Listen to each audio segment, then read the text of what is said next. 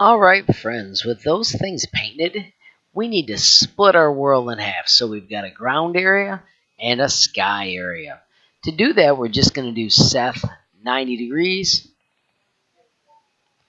and then do forward 1000. That splits the world totally in half. Let's make that a word by doing File Edit. Let's call it SKY and put those exact same commands in there. Seth 90, forward 1000, and then of course pen up, home, pen down, and let's paint it a blue by doing XY space, and let's move somewhere we don't have anything made.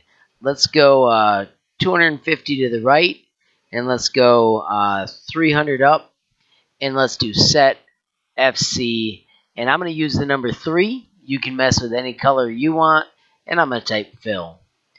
File, save, and exit, and after the house draws, I'm going to type sky. SKY. Bam. Now my sky is all painted nice and blue. Get yours like that and head to the next training movie.